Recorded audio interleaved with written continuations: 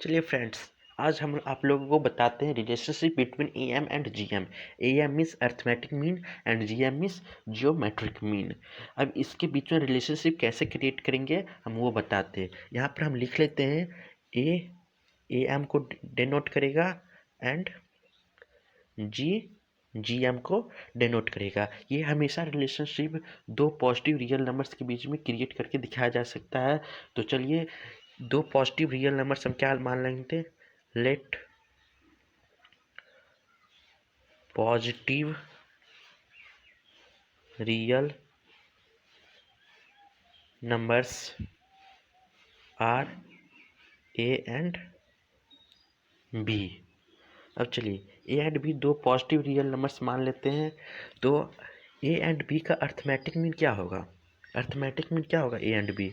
तो ए हम क्या कर रहे हैं? अर्थमेटिक मीन को डिनोट कर रहे हैं। तो A plus B upon two and A and B का ज्योमेट्रिक मीन क्या हो जाएगा? G equal to under root A B हो जाएगा। इस दोनों के बीच में रिलेशनशिप क्रिएट करने के लिए हम इस दोनों को सब्ट्रैक्ट करेंगे बाय सब्ट्रैक्टिंग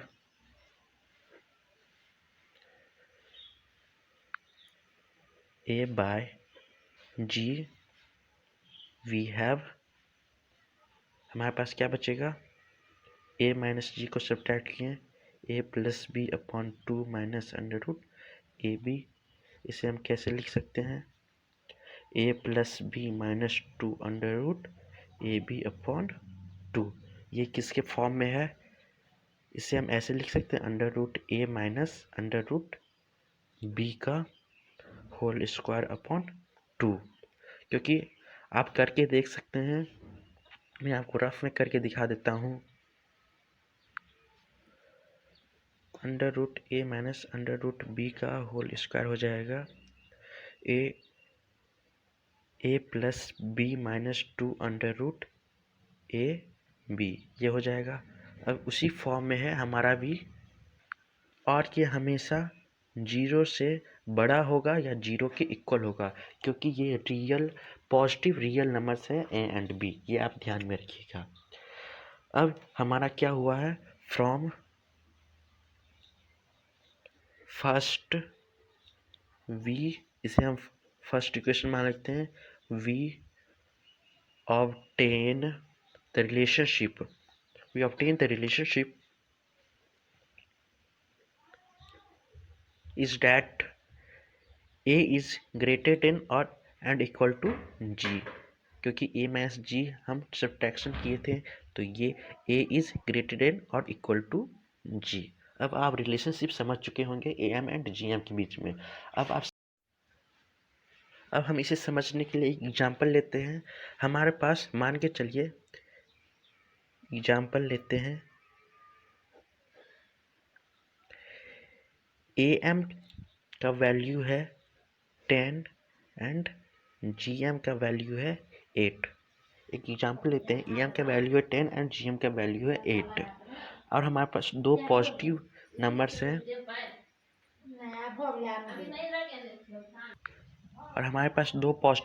हैं, ए एंड बी। अब सॉल्यूशन करते हैं, कैसे रिलेशनशिप हम क्रिएट किए उसे हम प्रूव करेंगे। तो गिवन दैट क्या हो जाएगा? A M equal to A plus B upon to.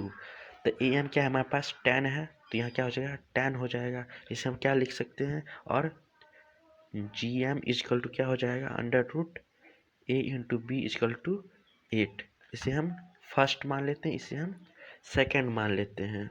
From first and second हम इसे ऐसे लिख सकते हैं, फर्स्ट इक्वेशन को A plus B equal to 2 into 10, तो क्या हो जाएगा? A plus B equal to 20। इसे हम थर्ड इक्वेशन मान लेते हैं, और इसे हम ऐसे लिख सकते हैं, ए इंटू बी इधर चले जाए स्क्वायर हो जाएगा, 8 का स्क्वायर, तो क्या हो जाएगा? ए इंटू बी इजकल टू 64। इसे हम फोर्थ इक्वेशन मान लेते हैं। अब हम यहाँ एक आइडेंटिटी यूज करेंगे नंबर्स फाइंड करने के लिए। तो आइडेंटिटी क्या है?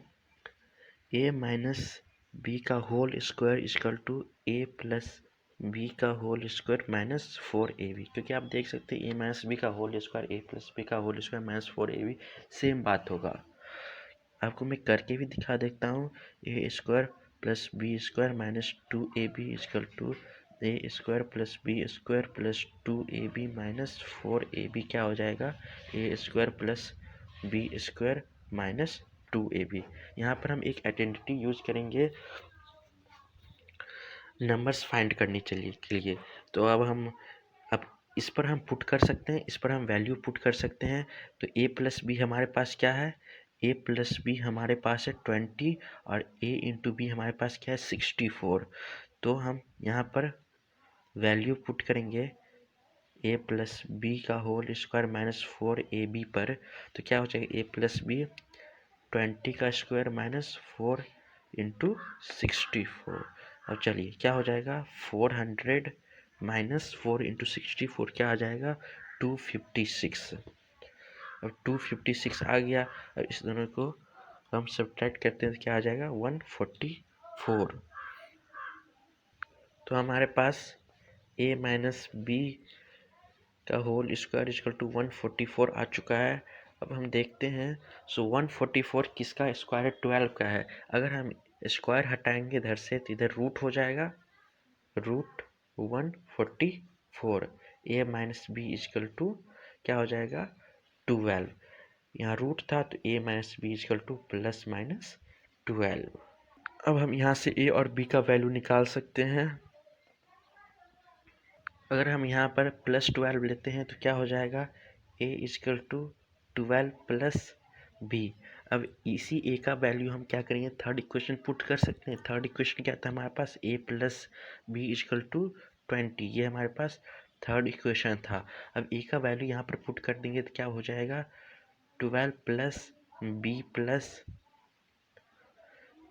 Is equal to 20, 12 plus 2b equal to 20, तो 2b equal to 20 minus 12, 2b equal to क्या हो जाएगा 8, b equal to 8/2 equal to 4।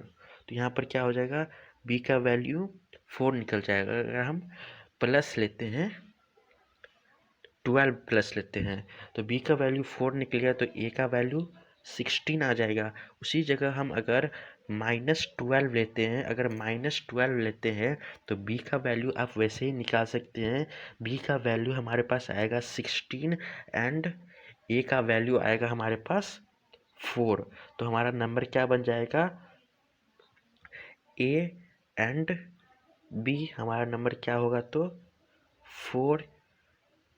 16 और 16 4 respectively. Thank you for watching my videos. Waiting for my next video. Bye.